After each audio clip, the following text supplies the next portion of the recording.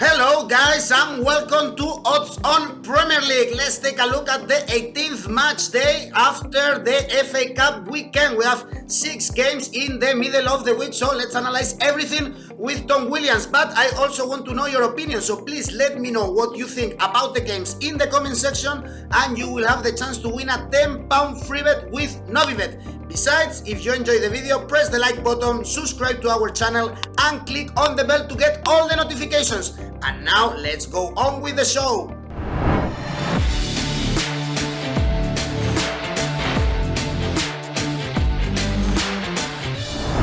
We have more Premier League during this week, so let's analyze everything with Tom Williams. Hello, Tom.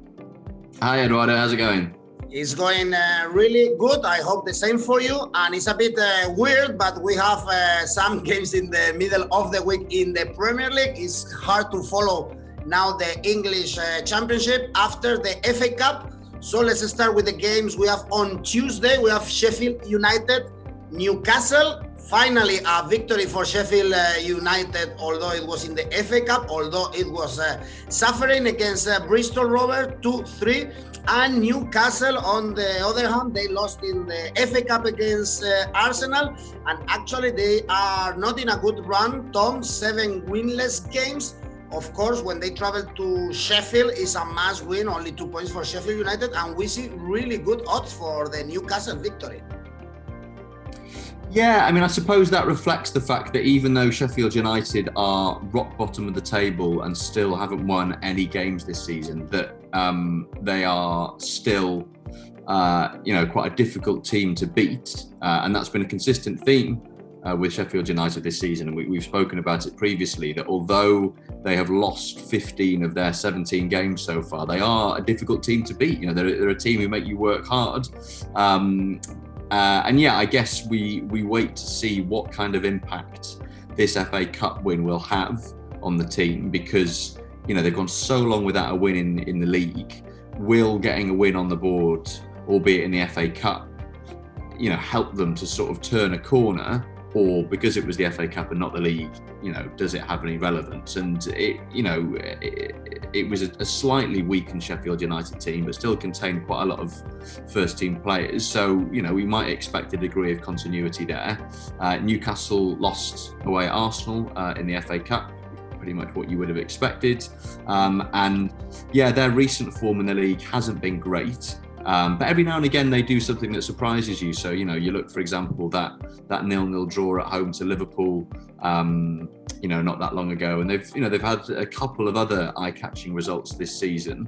I just wonder whether this might be a rare occasion where Sheffield United don't lose a game.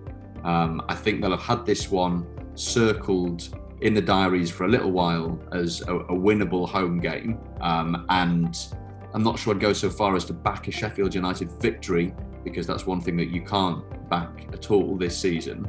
But I wouldn't be surprised to see Sheffield United pick up a point here. So maybe Sheffield United double chance would be a bet worth looking at. Okay, you can also check if you want the Asian Handicap 0 for Sheffield United, for instance. The odds are 1.78. So if they draw, we get our money back. And if they win, we win our money. We saw in Germany, for instance, how Schalke was able to win during the weekend. So now Sheffield United is the only team in the big leagues without a victory. And this is a good game to win. Why not? Against Newcastle, really bad in form. Also, Man United will have to work a lot in the other game we have on Tuesday. We have Burnley, Man United at Turf Moor. We know how tough it is to win against Burnley. They won Burnley their last home game against Sheffield United. And actually, Tom, in the last 4 home games, 3 victories and 1 draw. This leaves them up in the table. But Man United, they are really in form. They have the same points as Liverpool in the last 10 Premier League games, 8 victories and 2 draws. They also beat Watford in the FA Cup, so all good news for the Red Devils. Yeah, and of course, with Liverpool not playing in midweek, United go into this game knowing that if they avoid defeat, they'll go top of the table. And of course, they travel to Liverpool on Sunday for what's looking like a a potential title clash. So I'm sure that will be in the forefront of their minds. I mean, yeah, you know, United's recent form has been excellent, but they have, you know, that they have had to grind out wins quite a lot recently. We saw that in the FA Cup against Watford at the weekend. Yes, it was a weakened team, but it was, you know, a pretty uninspiring performance. And as you say, Burnley on a fantastic run of form, only one defeat in their last 6 Premier League games. They've only conceded 3 goals during that period. Their most recent Premier League fixture was postponed, the home game with Fulham, so they should be a little bit fresher perhaps than United, albeit having also played in the Cup and been taken to extra time by MK Dons. And actually just looking at United's record at Turf Moor in the Premier League era, they've never scored more than 2 goals in away games at Burnley. And you know, Burnley are going well at the moment, not conceding many goals. So I would expect United to grind their way to victory here, but I think it'll be a tight game. So I think if I was gonna back United here, I'd be looking at a low-scoring win, at a 1-0 win or a 2-0 win or something like that.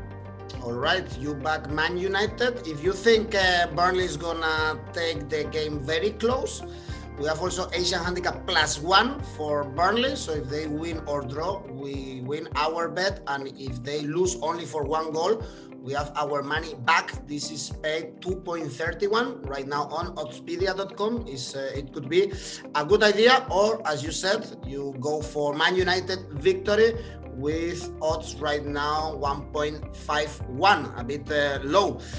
The last game we have on Tuesday is Wolves Everton. Wolves, they beat Crystal Palace with a rocket scored by Traoré. But in the Premier League, they've been winless in the last 4 games since they beat Chelsea. Their last game was a surprising one, 3-3 against Brighton, a team, Wolves, that they always struggle to score. And now they face Everton. They were very, very surprised, I would say, by Rotterdam. Finally, they went through. They beat 2-1 in the extra time, this team. But in the last Premier League game, they lost against West Ham, and in a really good run of 4 straight victories here. Wolves is favourite, surprisingly, Tom. Yeah, I think this will be a close one. I mean, as you say, Wolves sharing 6 goals with Brighton last time out in the Premier League was a bit of a surprise because their games are generally so low scoring. And yeah, Everton also dropping points last time out in the league after a good run of form. I mean, every time we talk about Wolves, and particularly when we talk about Wolves at home, we talk about the fact that we shouldn't expect too many goals. Because generally that has been the case with Wolves. Very tight defensively, don't score many goals, still without Raul Jimenez. Everton as well, you look at their last few Premier League fixtures, they're not letting many goals in, only 3 in the last 6 games. They're not scoring too many goals either.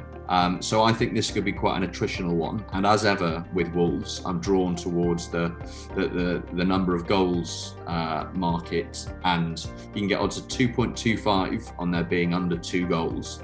And I always think that's a good bet when it comes to Wolves because their games are so low scoring, but particularly when they're up against an Everton team who have really tightened up at the back defensively in recent weeks. I think that makes even more sense. All right, so let's go here for under 2 goals. On Wednesday, we have Man City, Brighton. Man City really in form. They beat Birmingham City in the FA Cup with Bernardo Silva. They also beat Man United in the League Cup, qualifying for the final. In the last Premier League game, they beat Chelsea on the road.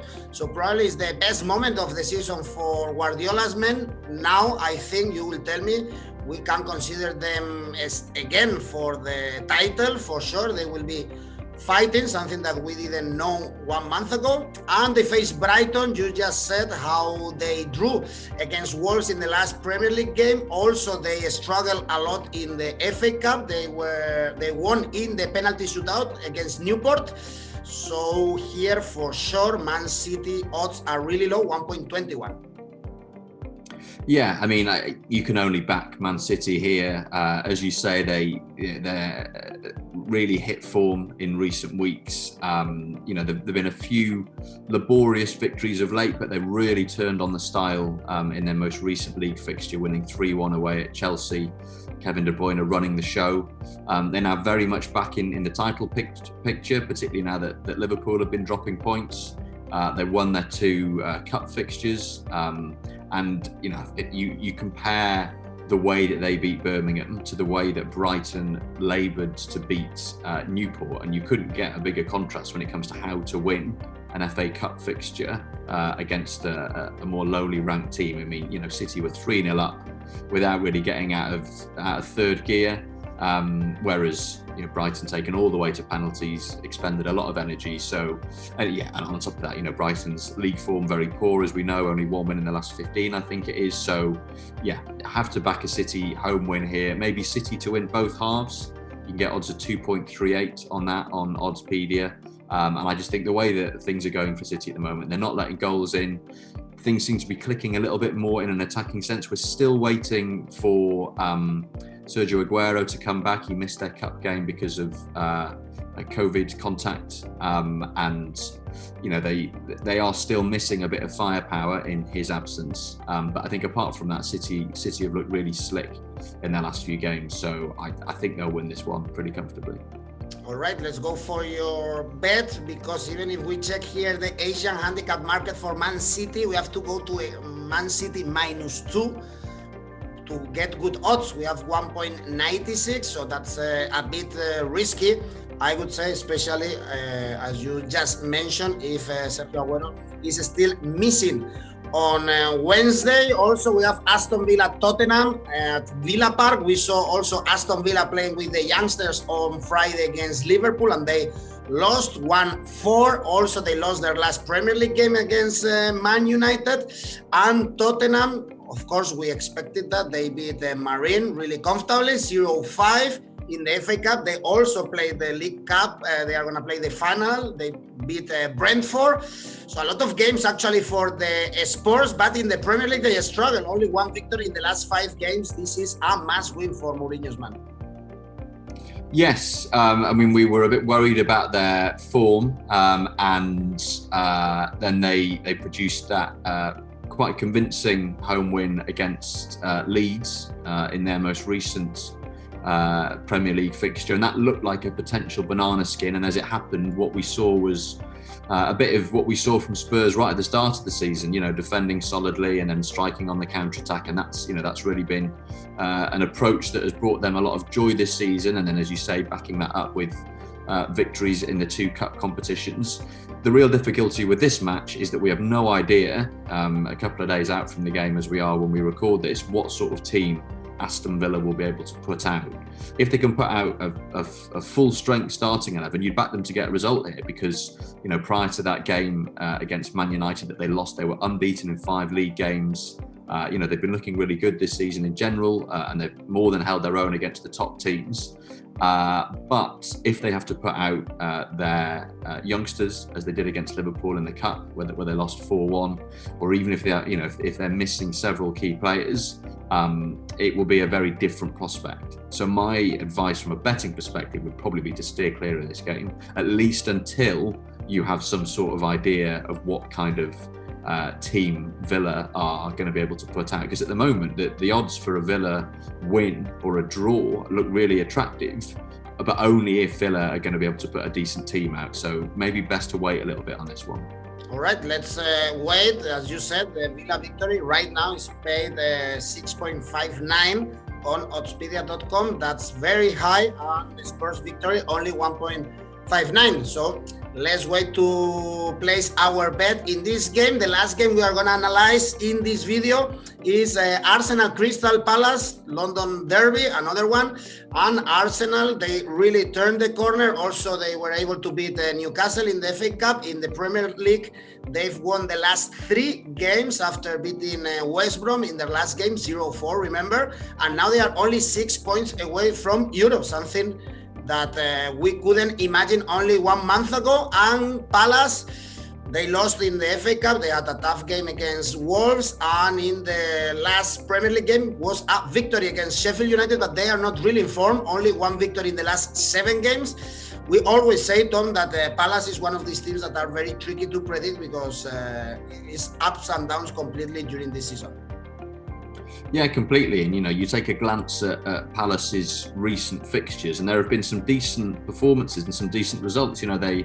They held Spurs to a 1-1 draw. They drew 1-1 at home to Leicester. They picked up a point away at West Ham. They beat Sheffield United, okay, as everyone does. But, those aren't bad results. But at the same time, they lose 7-0 at home to Liverpool. They lost 3-0 away at Aston Villa. So they are a tricky team to predict. Lost 1-0 at Wolves in the FA Cup. As you say, Roy Hodgson made 9 changes, so not the sort of side that we expect to see at Arsenal on Thursday. Arsenal do look to be in the process of turning their season around. 3 straight wins in the Premier League. Very impressive last time out at West Brom. And as you say, beat Newcastle without too much trouble in the FA Cup at the weekend. I have a feeling that Palace will make it difficult for them because I think that Liverpool thrashing aside, Palace have generally been a difficult opponent for the leading teams in the league this season. So yeah, I think Arsenal will probably get a victory.